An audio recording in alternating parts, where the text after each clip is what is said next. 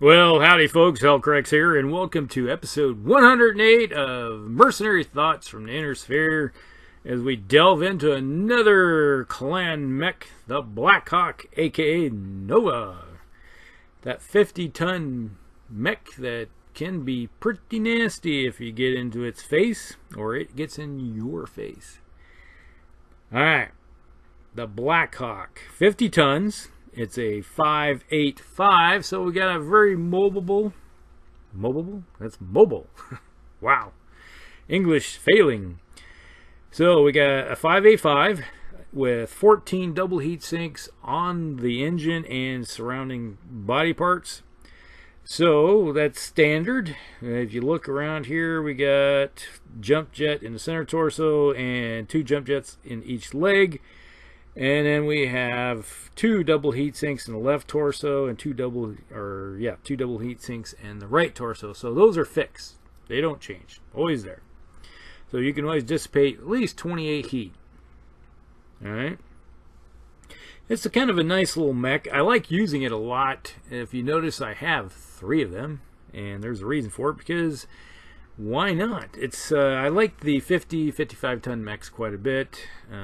They seem to do a lot of work. They're very versatile, and the Blackhawk fills the niche when it comes in with 16 tons of pod space.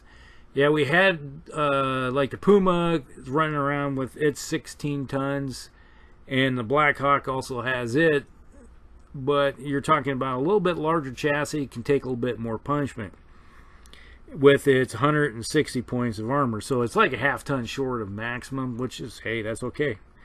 Now, the only thing that's different about the Blackhawk versus everything we've seen before, it does not have an Indo-Steel chassis or a ferrofibrous armor. I would have thought that at least they would have upgraded it to at least ferrofibrous armor to add a little bit more space on it, or some Indo-Steel. Preferably, I would have gone with Indo-Steel. That's 2.5 tons more of equipment you can toss on this thing. But it must be a slightly older design that they decided they didn't want to do that. So, yeah. Now, if I was going to redesign this thing, it would have at least Indo-Steel. I like a little bit more tonnage. Now, the Prime version. This is a very interesting mech. The Prime. And I've seen people barbecue and literally shut down their mechs because of it. Alright, let's just delve into it here. We have 6 ER medium lasers in the right arm. You say that's not so bad. Yeah, it's not. 2 double heat sinks, and 1 in the right arm and 1 in the right torso. Another 6 ER medium lasers in the left arm with double heat sinks in the left arm and left torso. So this thing has 18 double heat sinks, so it dissipates 36. Now, if you decide to jump, alright, put that in mind. Let's just say you want to jump. And you get to say, hey man, I got all these ER medium lasers. I'm just going to jump behind somebody and rip them a new one. You can do it. There's nothing slowing you down to doing it. So that you can hit somebody in the rear arc with 12 ER medium lasers. And yes, it has been done. I have to admit, I've done it myself. You get a nice little heavy assault. There's been one time I jumped behind an Atlas, hit him. It's like, I'm going to gamble. Yeah, normally I don't heat my mechs up, but this time I decided, what the heck, I'm going to cook my pilot just so I can try to nuke this Atlas from behind. Keep this, bear in mind, just add it up. We have 12. Yes, 12 ER medium lasers times 5 is 60, and jumping 65 heat. Subtract the 36, and what do you get? 24? Yep. And if we look on the heat scale of 24, let's see, 24, we have to worry about a shutdown on an 8+. Yeah, I did it. Did some damage, good damage, tore a hole in the rear end, and then shut down. And then they proceeded to turn around and curb stomp me. And I got stomped in the head. Yes, I got kicked in the head and killed my pilot. Just clink crunch, staved in the cockpit. So was it worth it? I don't think so nowadays. I think about it in retrospect. It was fun. It was for the entertainment aspect of it in a friendly game. But if I was going to do this in a, let's say, a convention where things are on the line and it's not a friendly game, no, I wouldn't do it. No, I've seen guys do it in conventions before thinking they'd get away with it, and the end result is they got a shut down mech and they get stomped on. So keep that in mind. I like it though. So if you're going to use it, fire only one arm, fire the 6 ER medium lasers, so then you're doing 30 plus if you jump, that's 35. You can dissipate it. Don't fire the other arm. Live another day. Okay, then we got the alpha version. Has an ER PPC in the right arm, anti-missile system right torso with a ton of ammo. ER PPC in the left arm with a medium pulse laser and anti-missile system in the left torso. And okay, so we're looking at something that can pump out up to, once again, 35 heat. This isn't as bad because you can dissipate 28, so you're going to go up 7. Yeah, that's not so bad. You can survive that if you jump out again and not fire the second PPC the second time. But if you decide to throw in a pulse laser, yeah, you're not doing yourself any favor. So to get out of the situation, you're probably going to have to jump again. So a lot of times, I think this mech would have been better off. Once again, this is similar to what we're looking at with the I think it was the Puma, where I had the 2 PPCs. I'd rather have a ER PPC and a large pulse laser instead. So between the two of them, that would have been a better deal. Where, yeah, that's 25, jump 30, throw, so yeah, you're heating up a little bit. So that would have been a better deal. But you can really tear up if you don't jump and you're just sitting in a park someplace in a sniper position. Yeah, you're only going up 2. So yeah, that's doable. You can do that for 2 turns. So don't jump and fire the 2 PPCs. Doesn't work very well. So either park yourself in a nice hull down someplace, unleash with it, or just fire with 1. Now the Bravo version has an Ultra 5 autocannon in the right arm with a ton of ammo. We got an ER small in the right torso, a large pulse laser in the left arm, 2 machine guns with a ton of ammo in the left torso. So you got something that can take care of infantry, because we've been talking about it. If you're facing Inner Sphere, you're going to be seeing a lot of infantry. Infantry are cheap. They're disposable. Like I said, they make great initiative pips. So you just plip, plip, plip, and then forcing these guys to move more often. So that's when, if you're Inner Sphere, buy some infantry. Throw them in there. They're dirt cheap. And that's how you take care of it. But if they have it, then you need something to take care of the infantry. You're going to need machine guns, flamers, and etc. So because direct fire weapons usually don't do much damage. And you might kill a few guys, but that's about it.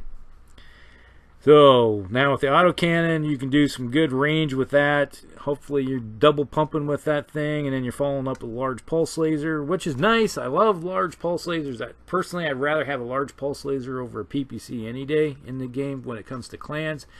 You got good range with it.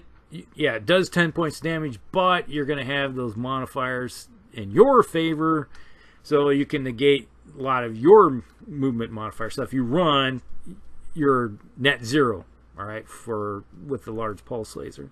And that's what I like about them. So if I had a choice between having a large pulse or an ER PPC, I'm picking the large pulse myself. That's just personal experience.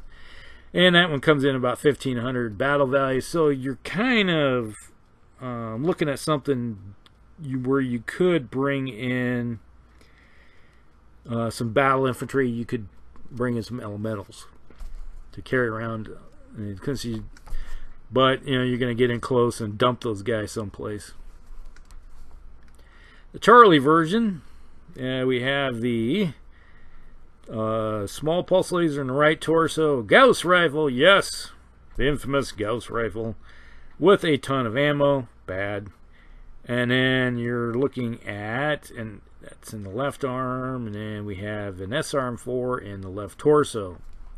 So if you're carrying battle armor, this thing comes in at 1500. So this is another one where you could bring in battle armor, but you're going to have to dump that infantry off someplace. When you get close, have them jet off and jump on somebody, and or jump in front of them or hit somebody with their little SRMs, and if they have machine guns or lasers or flamers or whatever it may be, they can either take care of some more infantry or add some little heat or plinking damage to a mech. You know, they don't do a lot of damage, but it adds up.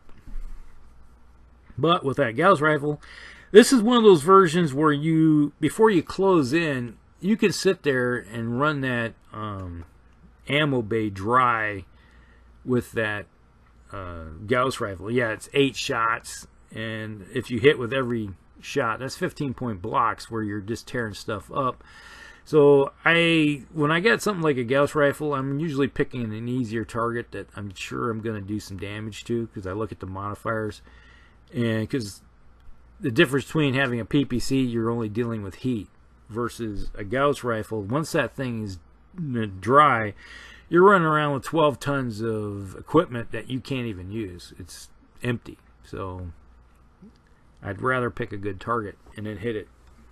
And clan weapons, you know, when they do 15, if you get lucky and roll the box cars, that's one dead mech. Just take the head clean off. Now the Delta version, this is the one that has the LRM-20 in the right arm with 2 tons of ammo, an LBX-5 shotgun in the left arm with 2 tons of ammo. Now this is one of those ones where I look at it as more of a fire support mech. You got the LRM-20 on there with the 2 tons. It can sit back with both the LBX and the LRM, because obviously with the LRMs you're blocking those out, and typically it's going to be a 12-point shot that hits. That's average, unless there's an arc or something out there. But you will do 5.52, and I always look at those as kind of like crit hunters. So it's, and then when you got the LBX, you roll on the cluster 5 chart and just see how many of those 1-point shots you hit with. You know, you either hit with a solid 5 or with shell, and it has 2 tons, so you can carry solid shot or shotgun, a cluster shot, canister. So I typically, early in the game, before any armor's ripped off a lot of the mechs, so it's like the 2nd, 3rd, maybe 4th turn, depending on how close you get, how soon it happens. Use the solid first, then go into the cluster mode, because you're crit hunting. You're looking for hitting ammo bays and stuff like that. And it does happen. We had a game where I hit somebody with it was an LBX 20 one time, and rolled all 20, and I just killed a pilot, because I kept hitting 12s, and killed out of the 20. I knocked the pilot out. It was done. So it can work in your favor pretty decently. And the Echo version, we have an ATM-12 in the right arm with 3 tons of ammo. And then we have 3 ER medium lasers. So we're looking at some decent heat that it can dissipate all of it. But out to range, you get enough for each type of ammo to go with it, and it's a 12. So that thing can do some really good damage out extended range. When things get into the medium range, you switch your ammo type, and then if they get into close range with that thing, you hit them with the heavier SRM stuff, and you're doing a lot of damage with that thing. And it's the same thing as I always like to do, is like when they get it within the medium laser range of that thing, you can do the 7-point shots, tear off armor, and then you hit them with that cluster. Ouch. And you're crit hunting with it.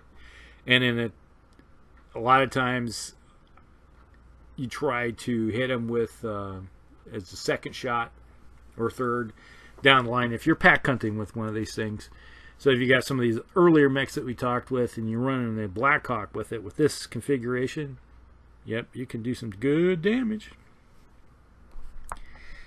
Alright, the hotel version, which is the H. This one's a little more expensive than the Battle Value. The other one was $1,500, so we're looking at $1,800, I think it is. This has 5 heavy medium lasers with 3 more double heat sinks, and then 5 more heavy lasers and 3 more double heat sinks. So you got 6 more heat sinks, so you're looking at 20, so you can dissipate 20. But then the heavy lasers, obviously, you're going to do some lot more damp or more heat. So it's kind of a similar circumstance where you're running as the prime versions. So yeah, you can fire the one arm and maybe toss one more or two in with the extra heat you can dissipate. So if you want to run a little hotter, now if you want to cook yourself, go ahead and fire all of them, and then you're going to be running really hot and facing that chance of the shutdown. So that's something to think about right there, because you know it's not one of those circumstances I like to mess with, but yeah, it's, you know, your mileage may vary. It's one of those where you, if you want to gamble with it, go ahead. You know, and circumstances may dictate if you want to drop somebody in, because you know you're looking at you're doing 70 up to 75 heat with it if you fire everything, because the 5 of them by themselves is doing 35 heat per arm, and then if you jump, you can you're up to 40. So yeah, you can dissipate that. Now this is probably a good version, like the prime version and the H version. I look at those two as something you're hunting elementals, or you can be like the gunship of the star when you're wolf packing together. So that's something to think about right there. Now, the last version that they have here, which is what, the S version, we got 3 medium pulse lasers, Likey, and we got 2 machine guns in the right torso with a ton of ammo. Then in the left arm we got 3 medium pulse lasers, and then 2 more machine guns in the left torso. We got an active probe and an anti-missile system. Now this is a little more balanced. So you have 6 pulse lasers. So you're doing 24, and if you jump, you can go 29. And you can jump in behind somebody and hit them with everything, including the machine gun rate, and tear a lot of armor off somebody. Or if you're not jumping, you can just run around at Mach speed, you know, up to 8, get your 3 modifier, and then hit them with the pulse lasers. And it's a net 0 when it comes to modifiers upon your part. And then if you get close enough to the machine guns, then you can hit them decently with that. Or the anti-missile systems kick in and knock down anything that tries to shoot your way, which is kind of nice. Now, if you're, like I said, in the inner sphere, you're going to be a lot of infantry, and this is one of those ones that can take on a lot of infantry too. It can rip up an infantry platoon pretty quickly. So just focus on this, or 2 platoons. So I'm going to shoot at this platoon, secondary target this platoon, on both sides of you or something if they're close enough, or focus on one. You probably focus on one that odds are that platoon's going to be gone. And if you focus on 1 and 2, you know, with 2 machine gun rate, that's a lot of damage you're going to be doing. So that's pretty much it for the different configurations. Now, how do you handle this one? It's a 5.85, so it's got a little bit more maneuverability. And if you use up your pips when it comes to initiative sinks, you can force these things to move earlier in the game. And typically, medium mechs, depending on the circumstance, may move before the light mechs, because you're trying to rock, paper, scissors type of deal. But the clan's usually at a disadvantage when it comes in initiative sinks, because they're not going to have as many, because they're more expensive comparatively to the inner sphere. Because if the inner sphere decides to run with a whole bunch of medium mechs and some heavies, you can basically get a heavy mech or even an assault mech sometimes for the same cost of one of these medium clan mediums. So you're going to be, like I said, it's going to be one of those things where rock, paper, scissors, and a quantity that you're facing off against the inner sphere. Doesn't mean that you can't hurt things really quickly, because clans have the firepower. They're going to knock things down quickly when it comes to it. And if they focus, if you're not playing by the honor rules when it comes to clan, you can knock things down really fast. And it's like you can remove a mech maybe 2 a turn when you're playing the clan. So eventually it's going to get into your favor. Now, it doesn't mean you're not going to get tore up. You will, but that's just the nature of the game. And how you mitigate that, go back to one of my other, like the rolling thing. That's the one thing the clans really excel at, is that you can have enough mechs where he takes point and the other one can fall back. You got the advantage of firepower and distance, so you can fall back a hurt mech farther back and still take advantage of your range. And so you just kind of rotate things, kind of mitigate the damage to you as best as possible. So those are a couple tactics I like to use when it comes to clans.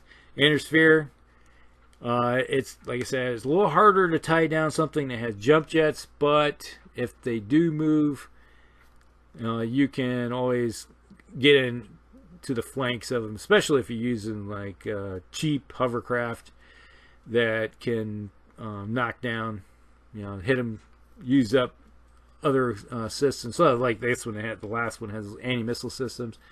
Yeah, you can burn through that anti-missile system pretty quickly if you're shooting a lot of SRMs and stuff at them from your hovercraft that are zipping across the battlefield quickly. All right, hopefully that explains a lot for you. I hope you like this one. The Blackhawk's a decent mech. I like using it a lot. It finds itself into a lot of the games I do play. And it's a very enjoyable mech. And it's very coming up. Well, the next one is going to be, well, one of my favorite ones. So, maybe. So, we'll be talking with you later. Like and subscribe. Share with your friends. Let's build this channel. And if you have any suggestions, I know I had some other suggestions come in. Some of the mechs they want to see. Like the Warhammer 2C. Hopefully, we'll be seeing that one real soon. Alright. We'll talk with you later. Hellcrex out.